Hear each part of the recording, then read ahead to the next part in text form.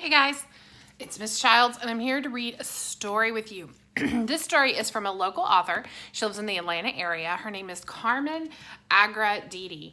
Carmen Agradidi has been going to schools and telling stories so long that I remember her coming to my school and telling a story. I don't remember exactly what it was, but I think there was an armadillo involved. I don't know. I need to look that up. So this book is called Agatha's Featherbed, Not Just Another Wild Goose Story. It is a really fun story. Again, the author is Carmen Agradidi. The illustrator is Laura L. Seeley. And the pictures are very important in this book. So I'm going to be zooming in on them for you to see some of the clues and other information that's hidden in here. Really fun. All right, Agatha's Featherbed, Not Just Another Wild Goose Story.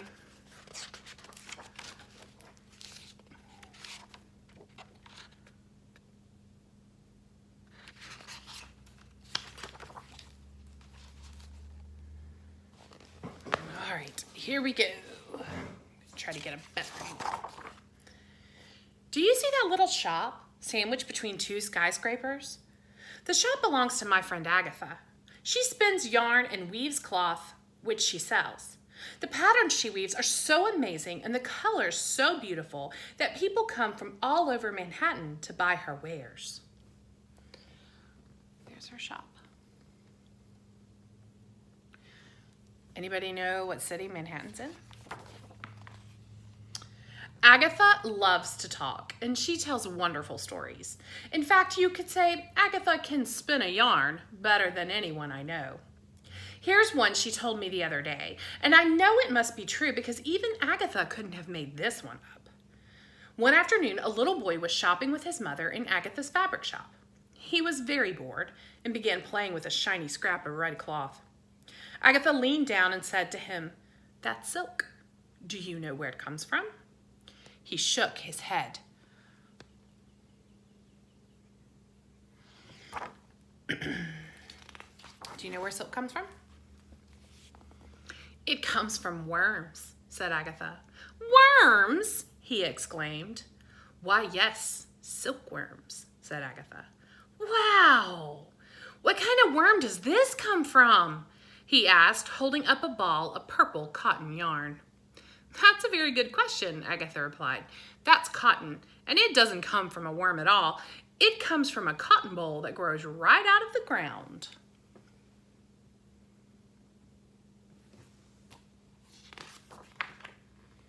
What about the rest of this stuff? Asked the boy.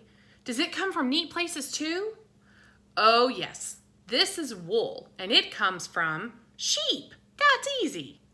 You're right, she said. Now this cloth is linen. Feel how stiff it is? I'll bet you can't guess where it comes from. The boy thought and thought. Finally, he asked, well, where does it come from? A plant called flax, answered Agatha. Let me tell you something I tell all my customers, especially children. Everything comes from something. Nothing comes from nothing. Just like paper comes from trees and glass comes from sand, an answer comes from a question. All you have to do is ask.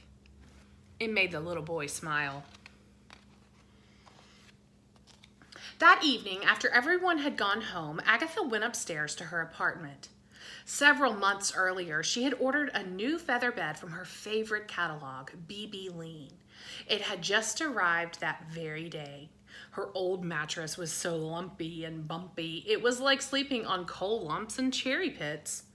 Quickly, she changed into her nightgown and brushed and flossed her teeth. She took out the tortoiseshell pins, and her long white hair fell and fell and fell until it lay in little swirls around her feet.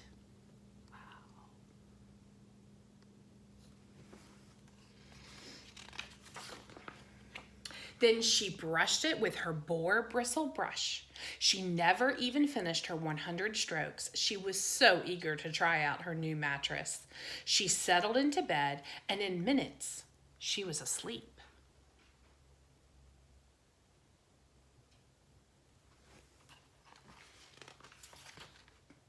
Agatha dreamed that her room was filled with strange sounds, hushed whispers, and the pitter-patter of little feet.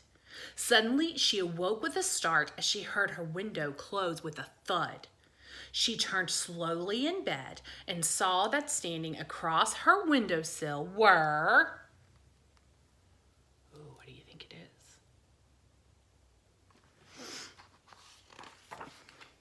6 naked geese.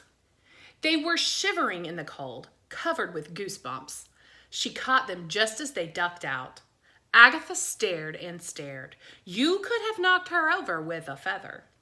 At last she opened the window and asked, "May I help you?" The smallest goose, Sydney, stepped into the room. He pointed his pink little wing at Agatha's bed and said,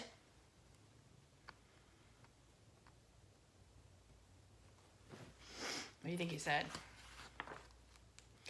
"We want our feathers back." "What?" asked Agatha. "Feathers, Agatha, feathers. You know, we've been listening. Everything comes from something. Nothing comes from nothing. Just like paper comes from trees and glass comes from sand."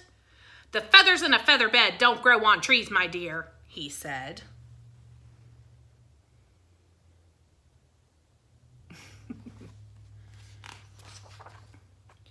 "Where did you think those feathers in that feather bed came from?" asked the little goose. Agatha looked at the bed, and she looked at the geese, and she looked at the bed, and she looked at the geese. Something in her sensed that her goose was cooked. "I have to tell you we mean business, Agatha," said Sydney. "I wouldn't mess with a gaggle of angry naked geese. We're not just a bunch of quacks. This could get ugly." But Agatha had already made up her mind. She had worked hard to earn the money to buy that feather bed. And yet, she thought, what about those plucky little guys out there in the cold? "I'll tell you what," said Agatha, a little down in the mouth. "Get back to me in 3 days. Trust me." And she gave them her credit card so they could go book up at the downtown motel. Taking this as a sign of goodwill, they left quietly. Naturally, she'd sent them on a wild goose chase. Then she didn't waste a minute. She went downstairs to her sewing room, snatched her scissors, and got to work. For 3 days, she didn't open her shop or speak to anyone. And on the third night, just as they'd agreed, the geese came tapping at her window. This time, Agatha was expecting them. She had left the window open, and she smiled to herself as they popped in one by one. "We're back, Agatha," said Sydney. "We had a great time with that credit card. They kept wanting to give us a bill, but we just said, 'No thanks, the last thing we need is another bill.' And then..." But he never finished his sentence.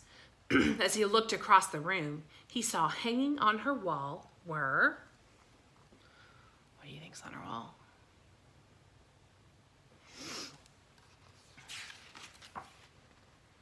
Six white, fleecy coats.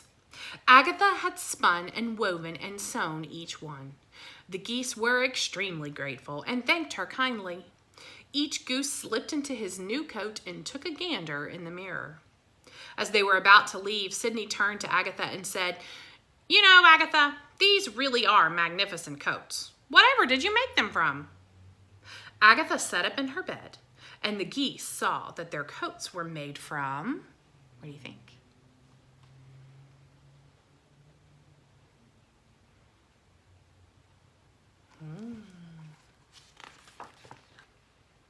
Agatha's hair. And Agatha smiled and said, "Everything comes from something. I have your feathers and you have my hair. What's good for the goose is good for the gander, eh, Sydney?" "Oh, Agatha," said one of the geese, "you keep us in stitches."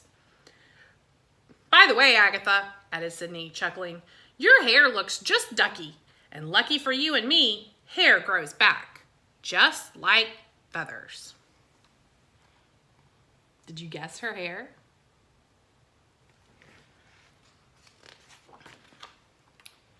Agatha said she's never heard another honk from her fine feathered friends. However, someone's been leaving fresh goose eggs on her doorstep every morning. Where do goose eggs come from anyway?